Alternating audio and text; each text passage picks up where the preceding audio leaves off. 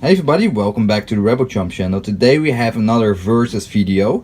This time we have two stunt sabers, one from KR Sabers, the KRS3, and we have the Saberforge Heretic. So let's take a close-up look, shall we? Okay, so as you can see in front of me I have two sabers and both have a leather wrap. Both have a stunt setup, which means they have a inhaled LED, a battery in the body, and no sound or no flash on clash. Very basic stunt sabers, very affordable, and both very interesting. So this is the KR Sabers KRS3 with a custom powder coating in purple.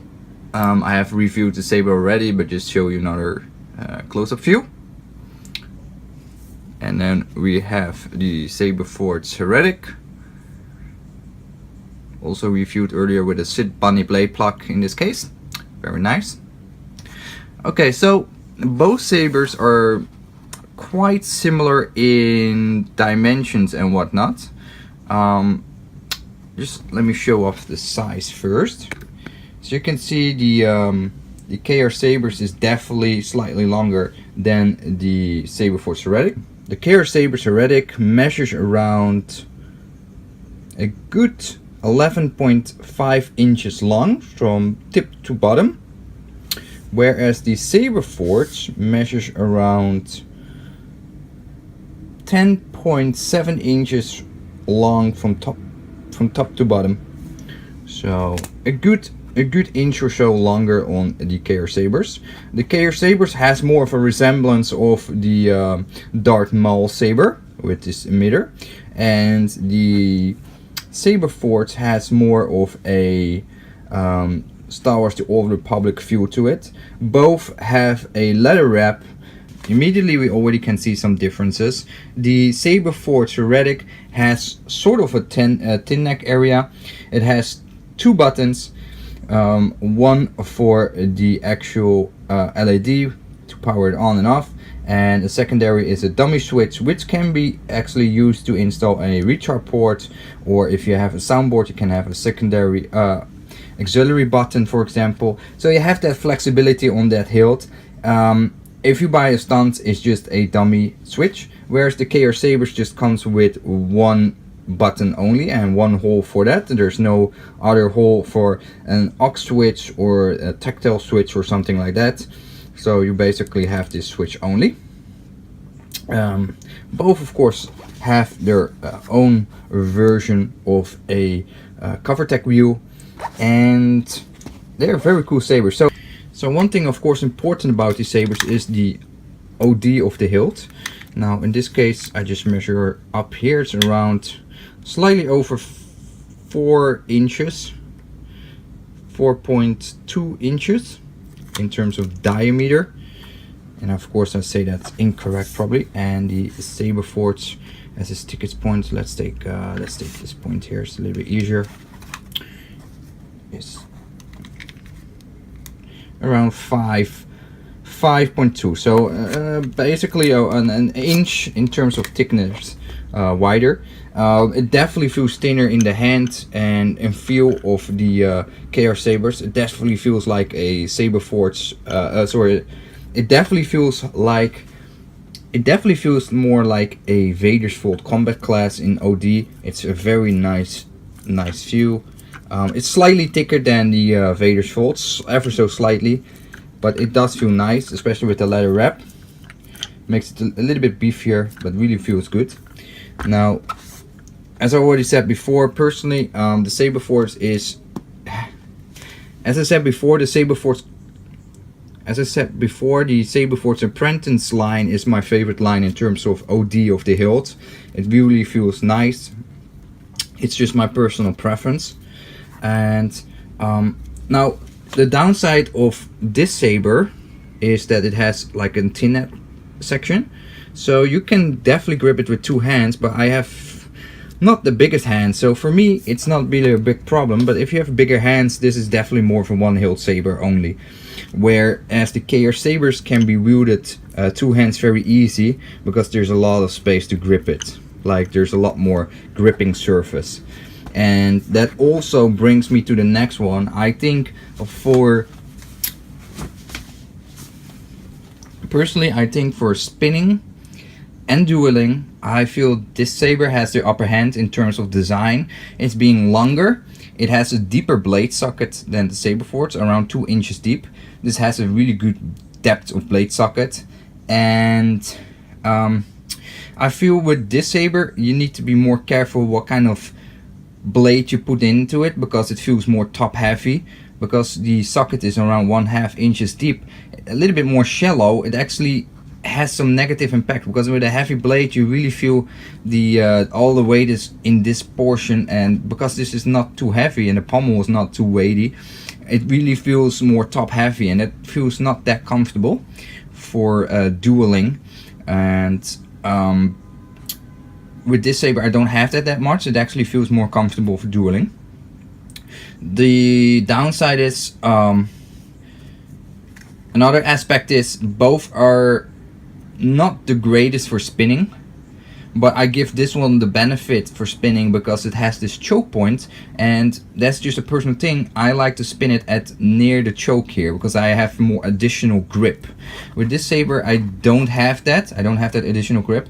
And one thing I notice is this latching switch is sticking out quite a bit, and when you push it in, it's still easy to accidentally hit that latching switch for reasons. So sometimes I accidentally hit it and then turn off the whole saber. With this one I don't have that as much because it's a little bit deeper or something. I don't accidentally turn it off too often. With this hilt I have that more. So for spinning I give it the benefit to the Saberforge. Now both have a leather wrap. I think the KR Sabers has a genuine leather wrap, whereas the Saberforge uses like a vinyl wrap. This is just fake stingray wrap. For me it's okay. It's not that bad. KR Sabers has this very cool pommel that has venting holes, and the Saberforge just has this venting pommel with this big open space. I think it looks better on the KR Sabers aesthetically because it's more tucked away. It's not as visible as this big gaping hole on the bottom with that grater. So I have to say, in terms of aesthetically pleasing looks, the pommel of the KR Sabers looks better to me. Now both sabers are excellent. I really like both of them. Personally, as I said, in terms of OD, I like this one a little bit better from Saberforge. I also like to wear this one for cosplay or for just open carry. I just really like this. Personally, I really like this design. I did not expect I would like it that much, but I just really into this particular hilt. And this one is super cool as well. This one has this awesome twirly powder coating that Carl from KR Sabers has done for me. Personally, he customized that for me on request, and it's really cool. With the black leather wrap, it looks really amazing. It definitely feels more like it comes from the prequel trilogy. I really feel this could be easily be in a prequel trilogy just based on the color scheme and the leather wrap, etc. Like it actually could be used in a movie. This one not so much from the prequels or the original trilogy. This is more like an old Republic style hilt design. So both are amazing. Just give you a heads up, this is not really about bashing a lightsaber manufacturer or showing the pros and cons of the saber manufacturer. This is really more on the hilt design itself. And that is what my versus videos are about. It's not about so much about electronics inside, it's just purely about the hilt design, the quality, the design elements, and what are the pros and cons, and where I personally think this hilt design is more suitable for than the other one. So we got two quite distinct saber despite they being stunt sabers, and I feel they have different applications. Especially the KR Sabers with a staff coupler and put another KR S3 on it, then you have an amazing staff. Where with this saber, it's okay. You can make a staff out of it, but I don't feel that would be as amazing as with this one. Especially if you have two blades in there, you don't want to have a very heavy blade saber in the middle, because you personally, I think you want to have the balance from the weight from the blades instead of the hilt, because this hilt is definitely weightier. This is definitely heavier hilt than this one. So I think this is the best hilt design for spinning in terms of these two in comparison, and for a staff configuration. That is just like automatically first thing I think about, staff configuration. Darth Maul-esque saber, where this one is definitely a one-hander, heavy duty, more like yeah, heavy duty, more like an attacking saber than a defending saber. So for dueling, it's just more like a shodo. So it's definitely like for light dueling, not for like TSL type grade of dueling. Both are not, by the way, just not because of the quality or the engineering. It's just purely because based on the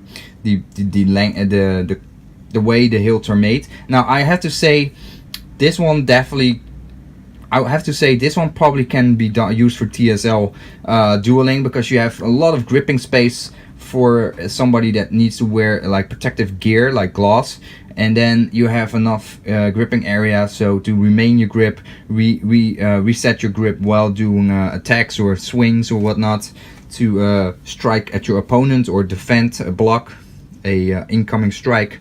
Whereas with this one, two hands with glass, I don't think this will be your ideal choice personally. So again, this was my little review. I hope you liked it.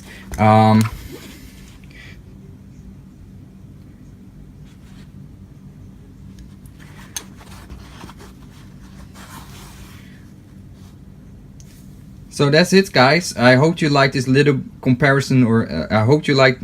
Okay, that's it, guys. I hope you liked this little versus video. Let me know in the comments what you think, which one is the clear winner, and from what perspective you think it's the clear winner. Or maybe you think they're both losers, and why you think these hilts are losers. It's not about the brand, guys. It's not about bashing a company or another company. It's just about the hilt designs and what you think it best suits which application. So again, there will be more versus videos in the future, and I hope you liked it. Stay scummy as always. Bye bye, see you.